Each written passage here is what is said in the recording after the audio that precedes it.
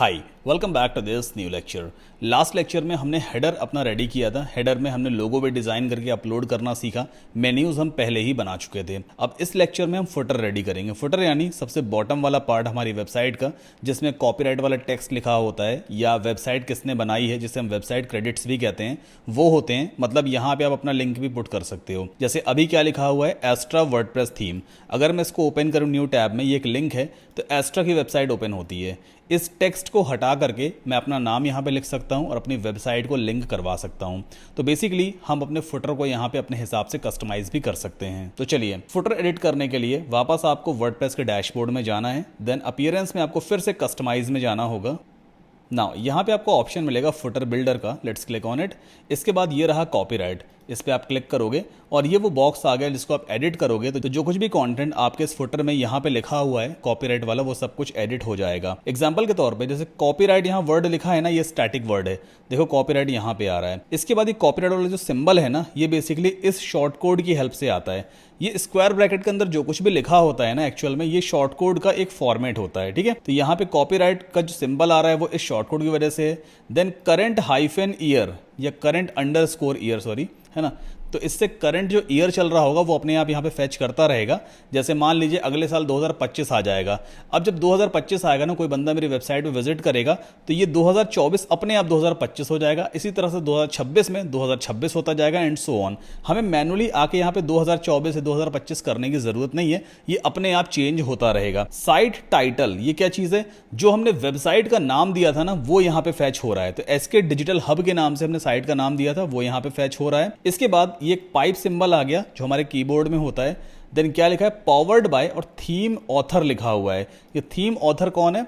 Extra theme वाले बंदे हैं। अब इसको हटा करके मैं यहाँ पे अपना नाम लिख देता हूँ, पावर्ड बाय सद्दाम कासिम, या ऐसा कुछ कर देते हैं, website built by Saddam Qasim. तो देखो मेरा नाम यहाँ पे आ जाएगा। अब मैं चाहता हूं जो मेरा नाम है ना, ये मेरा नाम मेरी ही वेबसाइट से कनेक्ट हो जाए। तो कैसे कनेक्ट कर सकते हैं? पहले मुझे उस वर्ड को सेलेक्ट करना होता है इस तरह से। आफ्टर दैट ऊपर देखो यहाँ पे एक लिंक वाला ऑप्शन दिया रहेगा, इस पर आप क्लिक करोगे और यहाँ पे आप उस वेबसाइट का लिंक डालो जिस वेबसाइट को आप इस नाम से कनेक्ट करना चाहते हो। एग्जाम्पल के तौर पर मैं यहाँ पे कनेक्ट कर देता हूँ https://websoftglobal.com। ठीक है, एंड देन आफ्टर एरो पे मैंने क्लिक कर दिया।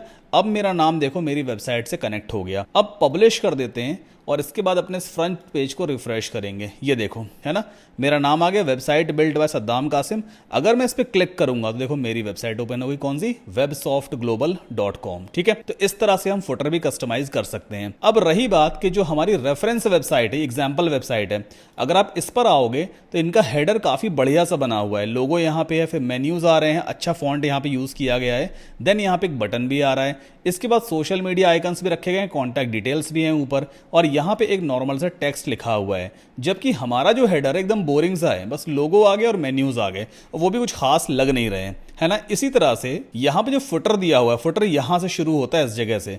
फुटर कैसे पहचानते हैं? आप किसी भी पेज पे विजिट करोगे ना, जो सबसे कॉमन एरिया बॉटम में रहता है ना, वो सब कुछ फुटर का पार्ट है। अगर मैं अबाउट पे चला जाऊं, अबाउट पेज पे भी अगर आप देखोगे ना, तो ये वाला एरिया कॉमन है ना, और ये हेडर भी इतना कॉमन है, मतलब ये फुटर है और ये हेडर है। तो हेडर और फुटर इस तरह से पहचानते हैं, जो भी एरिया हर एक पेज पे कॉमन है बॉटम में, वो फुटर कहलाएगा। तो यहां पर फुटर कहां से शुरू होता है? इस जगह से, यहां से शुरू हो जाता है। अब ये जो आपको रेफरेंस वेबसाइट में फुटर दिख रहा है ना, ये काफी अच्छा लग रहा है। बैकग्राउंड कलर बढ़िया सा लिया गया है, फिर डार्क बैकग्राउंड है, यहाँ पे लोगो सेंटर में है। अब ये हम तो नहीं कर पा रहे हैं ना, अभी हमारे पास ऐसा कोई ऑप्शन ही नहीं है यहाँ पे कि हम अपने फुटर को बढ़िया तरीके से कस्टमाइज कर पाए। तो कोई बात नहीं है, आने वाले लेक्चर्स में मैं आपको बताऊंगा कि एलिमेंटर की हेल्प से हम कैसे इस फुटर को कस्टमाइज कर सकते हैं, अपने हिसाब का बना पाएंगे, और इस हेडर को भी अपने हिसाब से हम डिजाइन कर पाएंगे। बिल्कुल उसी तरह से जैसे हमने एलिमेंटर की हेल्प से पेज को डिजाइन किया है ना, वही पेज बिल्डर वाला इंटरफेस हमें फिर से मिलेगा और हम हेडर और फुटर को बड़े आराम से अपने हिसाब से कस्टमाइज कर सकते हैं। सो आने वाले लेक्चर्स में आप ये सारी चीजें भी सीखने वाले हो। फिलहाल अभी जो मैंने आपको तरीका बताया है फुटर को एडिट करने का, ये हर एक थीम के अंदर बाय डिफॉल्ट यहीं पर होता है। मतलब कोई भी थीम है, अगर आपको उस थीम में हेडर में लोगो अपलोड करना है या फुटर में कॉपीराइट वगैरह वाला कंटेंट पुट करना है, तो आपको हमेशा कहां पे जाना पड़ेगा? अपीयरेंस में कस्टमाइज में जाना होगा। यहीं पे आपको हेडर बिल्डर या हेडर वाली सेटिंग मिल जाती है और यहीं पर आपको फुटर वाली सेटिंग भी मिलेगी। दोनों चीजें हमने यहीं से की हैं। ये होता है थीम की तरफ से हेडर और फुटर को कस्टमाइज करना। अब आने वाले लेक्चर्स में हम एलिमेंटर प्रो की हेल्प से भी हेडर और फुटर को कस्टमाइज करेंगे, अपने हिसाब से डिजाइन करेंगे। सो इस लेक्चर में इतना ही, मिलते हैं नेक्स्ट लेक्चर में।